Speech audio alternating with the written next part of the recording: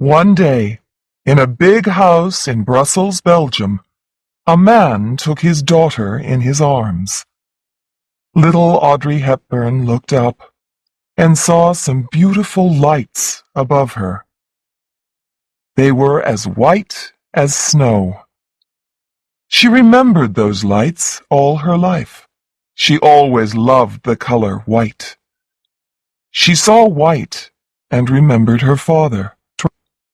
Then she felt safe and warm. Audrey Kathleen van Hemstra Hepburn Ruston was born in Brussels on May 4th, 1929. Her mother, Baroness Ella van Hemstra, was Dutch. Her father, Joseph, was half English, half Irish.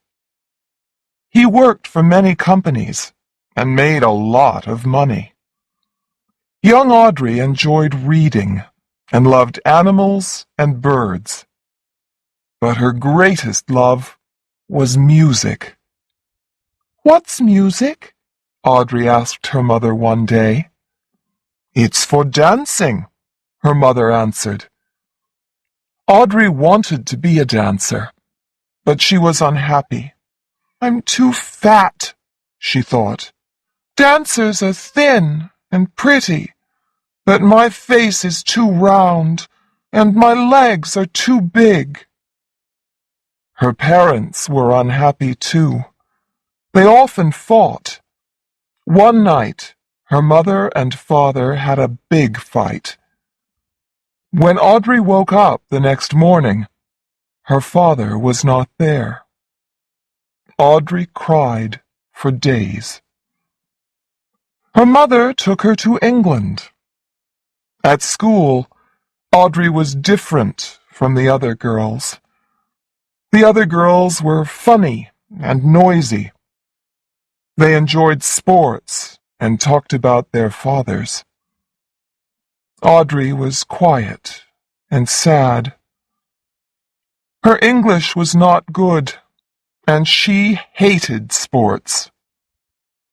She did not talk to anybody about her father. But, slowly, Audrey began to make some friends. Then, suddenly, in 1939, her mother took her away from England. She could not say goodbye to her school friends. There was no time. "Why are we leaving?"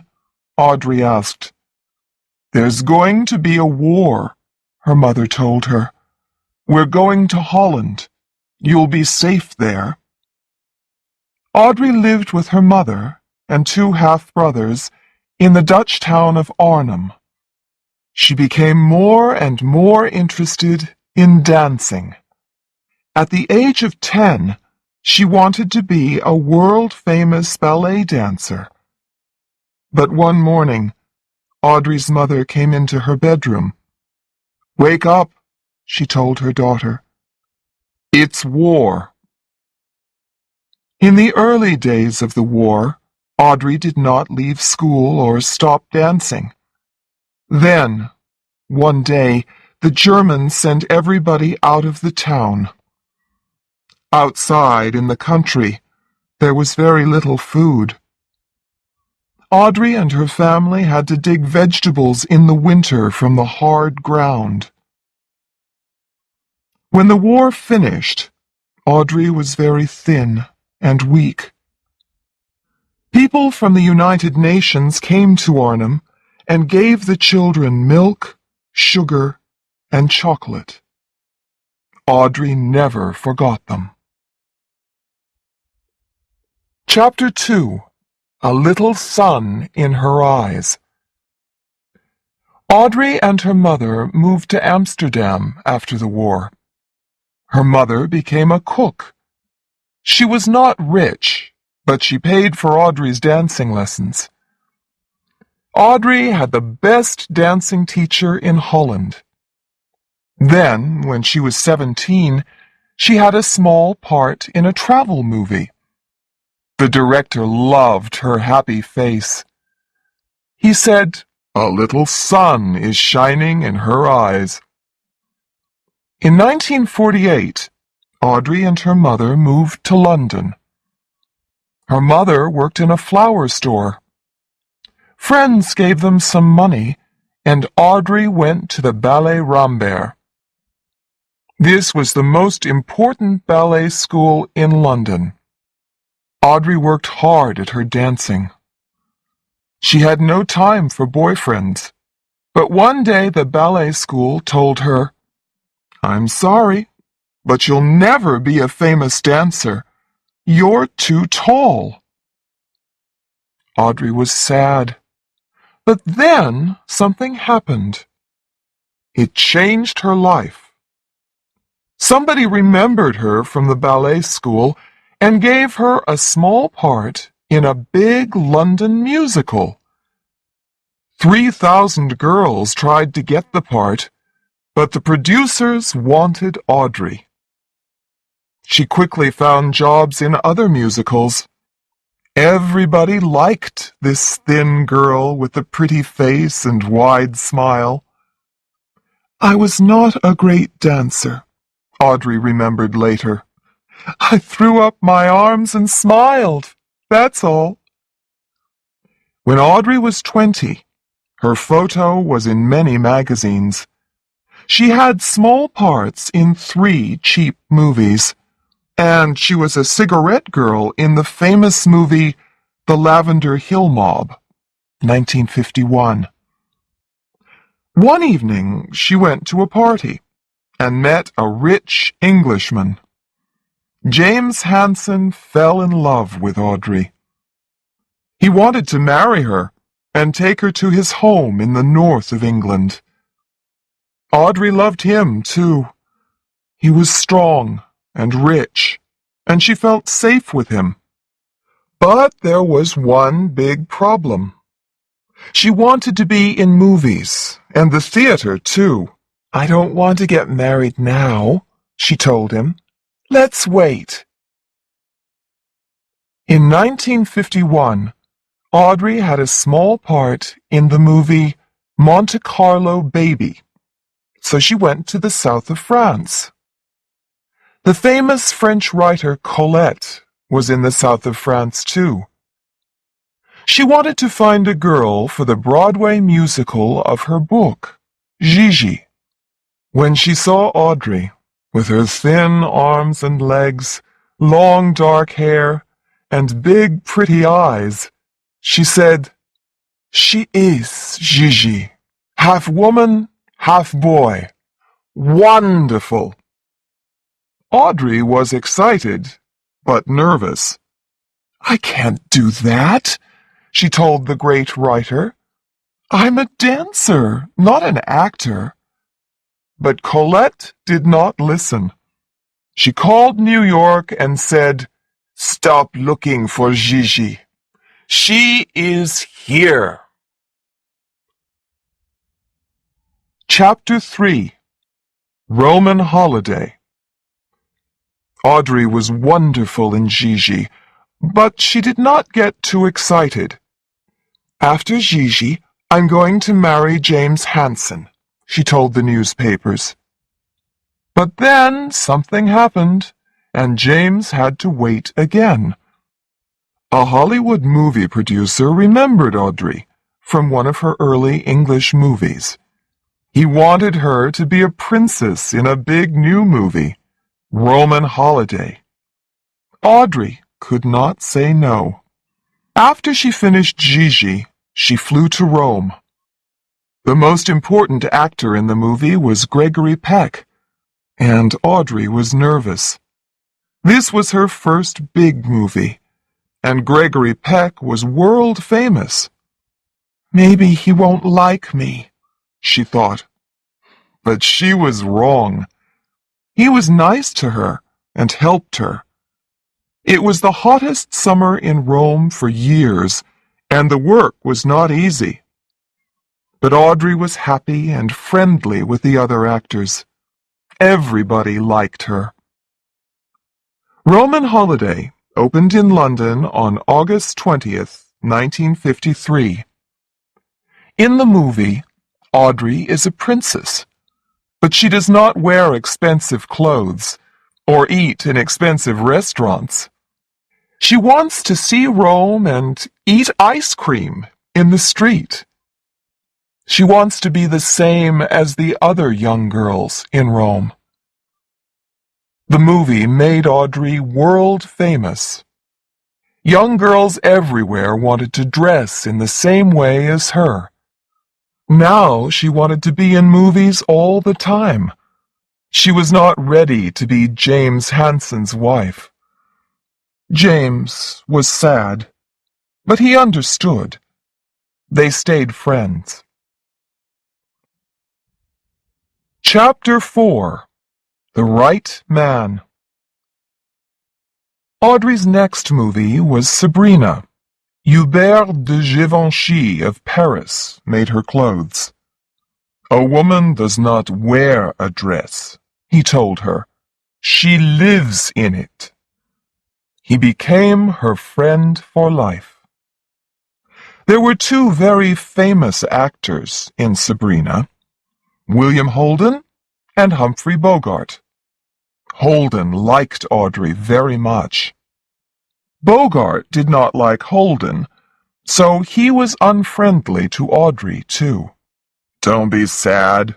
Nobody likes Bogart," Holden told her. "He's unfriendly to everybody." Holden fell in love with Audrey. He wanted to leave his wife and marry her. "She was the love of my life," he said later. Audrey liked Holden, too, but he was not the right man for her. He drank too much, and he had a wife and 3 children. She did not want to hurt his family. But there was something more important than this. He could not have more children, and children were very important to Audrey. When she married, she wanted to be a mother, too. Later in the same year, Audrey went to a party in London and met the right man. He was 11 years older than her, but to her he was wonderful. He was an actor, writer, producer, and director. He knew everybody in Hollywood. He was a good friend of Gregory Peck. He was intelligent, and he could speak many languages. He had a warm and friendly face. His name was Mel Ferrer. Chapter 5. At the Top. In September 1953, there was a photo of Audrey on the front of Time magazine. "She shines with fire in her beautiful eyes," the magazine wrote. The world was in love with Audrey Hepburn. But Audrey was only in love with one man. She wanted to be with Mel Ferrer all the time. He produced a play for her on Broadway, Ondine, and she acted in it with him for 6 months. People liked Ondine, and Audrey acted beautifully. She won an Oscar for Best Actress in Roman Holiday. 3 days later, she won a Tony for Best Actress in Ondine. These were exciting times for Audrey, but she was very tired. She had to have a vacation, so she flew to Switzerland. She loved Switzerland. She felt safe there, away from the people and noise of the big cities. She could see white mountains from her windows. Maybe she remembered more than 20 years before, a little girl in her father's arms, with lights as white as snow above her head. Chapter 6. A Good Wife. On September 25th, 1954, she married Mel Ferrer in Switzerland. She became pregnant and stopped making movies. Sadly, she lost the baby. She was very unhappy, but Mel was strong. He loved her and was very nice to her. After that, she wanted to be in movies with her husband. She acted with him in War and Peace, 1955. Then she made Funny Face, 1956, with the famous dancer Fred Astaire. Mel was not in this movie, but he was near her, in Paris. Audrey enjoyed dancing with Fred Astaire. It was a happy musical with beautiful clothes by Givenchy. In 1956, Audrey made another movie in Paris, Love in the Afternoon, with Gary Cooper. This time, Mel could not be near her. He was in the United States, so he sent her a new friend, a little dog. Audrey loved the dog. She took him everywhere and gave him the name Mr. Famous. The next year, 1957, Audrey did not make any movies. Mel worked in Spain and Mexico, and Audrey went with him. She cooked for him and helped him with his work. A lot of people in Hollywood were angry with Mel and did not like him. To them, he was her boss more than her husband. They wanted more movies with Audrey in them. But Audrey was happy. It was, maybe, the happiest time of her married life. She had no telephone. She was away from everybody and near Mel. This was important to her. Because next year, she thought, I'm going to work in Africa without him. Chapter 7. I Won't Be Stupid Again. Audrey went to Africa in January 1958 with her dog and began work on The Nun's Story. It was very different from her other movies. There was no love story, no music, there were no funny conversations, and no Givenchy clothes. In the movie, Audrey was a nun, Sister Luke, and she had to wear nun's clothes. The camera could only see her mouth and eyes, but she was more than a pretty face.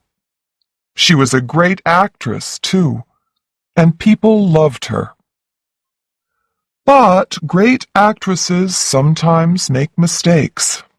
When Audrey came back to the United States, she was a bird girl in Green Mansions. It was her worst movie. People laughed at it, and this made Audrey sad.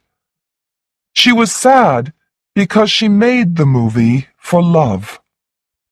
Mel was the director, and he never directed a Hollywood movie again. This was a bad time for Audrey. After Green Mansions, she became pregnant again. Mel wanted her to stay at home, but she went to Mexico. In the middle of the movie The Unforgiven, she had an accident.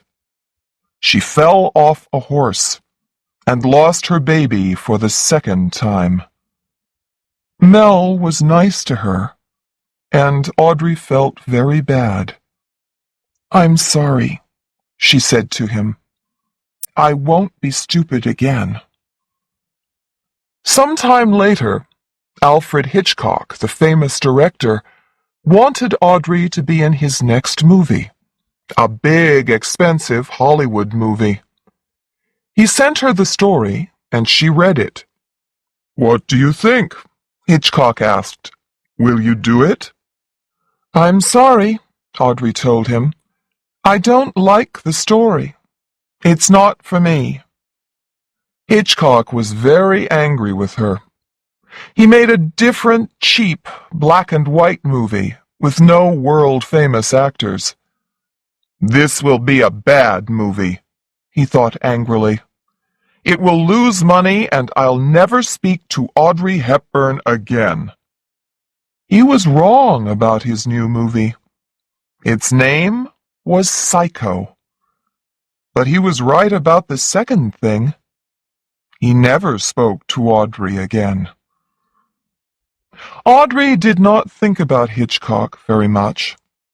She was happy, because she was pregnant again. "I won't be stupid this time," she thought. Hollywood wanted her to be in a new musical, West Side Story, but she stayed quietly in Switzerland. She did not want to lose a third baby. In January 1960, Audrey had a baby boy, Sean. After Sean was born, Audrey stayed at home with him. She was happy in Switzerland, with her baby son and her little dog. In the day, she went for long walks in the snow. In the evening, she sat by the fire and read. Then one evening, she read a story by Truman Capote. Its name was Breakfast at Tiffanys. Chapter 8. Breakfast at Tiffanys. Audrey wanted to do the movie, but she was nervous about the story. She usually played nice girls, princesses, dancers, nuns, but the girl in Breakfast at Tiffanys is not nice. She leaves her husband and goes to New York. She is friendly with bad people. Audrey was also nervous because Truman Capote did not really want her in the movie. He wanted Marilyn Monroe. Maybe the part isn't right for me, she thought. The director, Blake Edwards, visited Audrey in Switzerland. "It is the right part for you," he told her. "You're one of the 5 biggest actresses in the world. You can do anything. It's time to do something different and dangerous. Yes, Holly's a bad girl, but behind her expensive clothes and dark glasses, she's only a child." Audrey made Breakfast at Tiffanys in New York, and it came to the movie theaters in 1961. She's a European princess. She can't act the part of a poor American horse doctor's wife, some people said. But most people liked the movie very much. In her dark glasses and Givenchy clothes, Audrey was beautiful, crazy, and funny. And they loved her when she sadly sang Moon River at her bedroom window. Chapter 9. Sad Times. Audrey began to have problems after Breakfast at Tiffanys. Mel was not happy. Audrey's becoming more and more famous, he thought. Maybe she doesn't love me. Audrey had other problems, too. She was a school teacher in The Loudest Whisper with Shirley MacLaine, but the movie was not successful. It was boring, people thought. One day her dog, Mr. Famous, ran into the road. A car hit him, and he died. Then, in 1962, she made a very bad movie, Paris When It Sizzles. William Holden was also in the movie. He fell in love with Audrey and Sabrina, and he was in love with her 10 years later. He could not forget her, and he drank. In the evenings, Audrey often went to dinner with her old friend Givenchy. She told him about Mr. Famous and her problems with William Holden. "But there's something worse than that," she said sadly. "Things are not good with Mel and me." After Paris When It Sizzles, Audrey became happier. She made Charade with Cary Grant, and this was a better movie. It was beautiful and intelligent, funny and exciting. Maybe, she thought, the bad times are at an end. One day, in the winter of 1962, Audrey was at home in Switzerland with her 2-year-old son. Suddenly, she heard the telephone. Audrey answered it. "Are you sitting down?" somebody said from Hollywood. "You are going to be Eliza Doolittle in My Fair Lady." Chapter 10. My Fair Lady. My Fair Lady opened on Broadway in 1956. Rex Harrison was Higgins, and Julie Andrews was Eliza Doolittle. It became the most successful theater musical of all time. Everybody wanted to see the same actors in the movie, but Jack Warner, the producer, had other ideas. He was happy with Rex Harrison, but he wanted a more famous actress for Eliza. He wanted Audrey Hepburn. In the beginning, Rex Harrison was very unfriendly to Audrey, because Julie Andrews was not in the movie. He was also unhappy about money. "Why are you paying Audrey $1 million?" he asked the producers angrily. "My part is more important, but you're only paying me $250,000. Audrey found an answer to this problem. She bought Rex a red bike, and they became good friends. But she could not buy red bikes for everybody. The newspapers also wanted to see Julie Andrews in the movie. Audrey felt sorry for Julie. "But what can I do?" she thought. "The producers want me, and I really want to be Eliza. I can't say no." Work began in August 1963, and it was not an easy time for Audrey. She had to have singing lessons because she could not sing as well as Julie Andrews. One day, the director said, "I'm sorry, Audrey. We'll have to use a different singer." After this, she was difficult with everybody. She shouted at Mel when he visited her. Everybody on the movie heard their fights.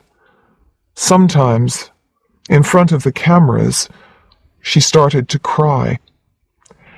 My Fair Lady came to the movie theaters in October 1964.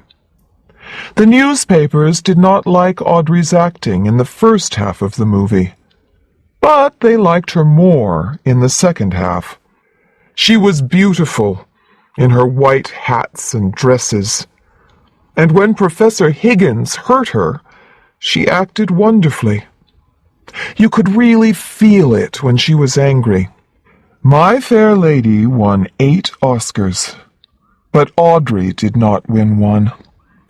Hollywood felt sorry for Julie Andrews and gave her the Oscar for her part in the Disney musical Mary Poppins. Chapter 11. A Family Home. Audrey left Hollywood as quickly as possible. She wanted to be near Mel, so she moved to Spain with him for 8 months. She wanted to be happy again, and to stop fighting. She remembered when she was a child. Her father left her when she was 6 years old. Now her son, Sean, was the same age. and she did not want him to lose his father. She then bought a house in a small town in the French part of Switzerland. She had white English flowers in the yard, and Sean played with the other children. For a short time, in 1965, Audrey and Mel were happy again. Audrey made a successful movie with Peter O'Toole, How to Steal a Million. After that movie, young women everywhere wore the same big white sunglasses and short white skirts.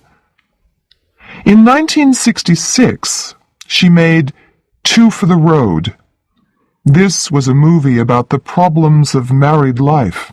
Audrey was very good in this movie, but it was more successful in Europe than in the United States. The most important actor in the movie was Albert Finney. He was younger than Audrey, and she liked him very much. She went drinking and dancing with him in the evening, and had a wonderful time. In 1967, things started to go wrong again. She made Wait Until Dark, and people liked it, but Audrey was not happy. She was away from her son, and Mel was friendly with other women. She became pregnant again, but lost the child. This was the end for her and Mel. "I was very sad when Mel left," she said later. "I was more famous than him, and he felt bad. But I really tried to be a good wife. My family was always more important to me than my movies." Chapter 12. Married Again. In 1969, Audrey married an Italian doctor, Andrea Dotti. He was 10 years younger than her, and he knew her movies. Audrey lived a quiet life in Switzerland and Rome. She had a baby boy, Luca, in 1970, and became interested in her husband's work. She was most interested in children with problems. "I don't want to make more movies," she told newspapers. "I'm happy as a good wife and mother." She only made one movie in 11 years, Robin and Marion, 1975, with Sean Connery. She made it quickly in Spain, when her children were on summer vacation. It was good, but not very successful. Younger people were not interested in a love story between two older people. Then Audrey heard about her husband's girlfriends, and she was very angry. Other women said, "It's not a problem. He loves you. All husbands have girlfriends." But Audrey did not listen to them. "When you love somebody, you have to love them all your life," she said to friends. She left Dotti in 1979. Chapter 13. A Beautiful New Angel.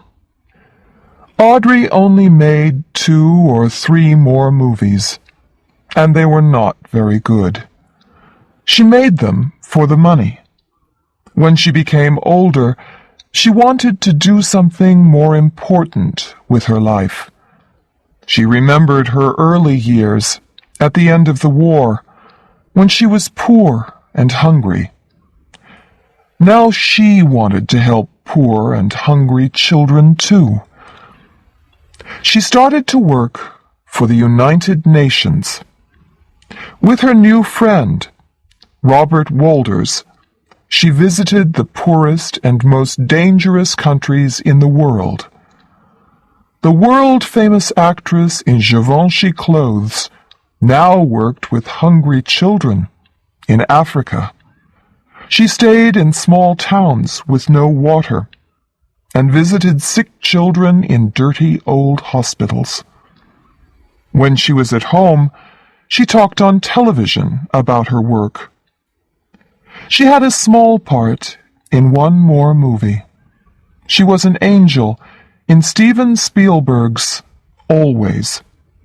Audrey's last words in the movie are, "Do things for others." In 1992, she traveled to Africa for the last time. When she came back, she was very sick. She got better for a short time, and her old friends Elizabeth Taylor and Gregory Peck visited her. But then she became very sick again, and the doctors could not help her. She left hospital and went back to her house in Switzerland. She wanted to see the snow on the mountains again before she died. There were white flowers everywhere inside the house. Her friend Givenchy sent them from Paris. Audrey had one last quiet Christmas with her family. Before they carried her upstairs to bed, she looked at everybody. "This was the best Christmas of my life," she said. On January 20th, 1993, Audrey Hepburn died. She was 64. Mel Ferrer and Andrea Dotti came to the church near her house and said goodbye. Elizabeth Taylor said, "God has a beautiful new angel now." The ground outside the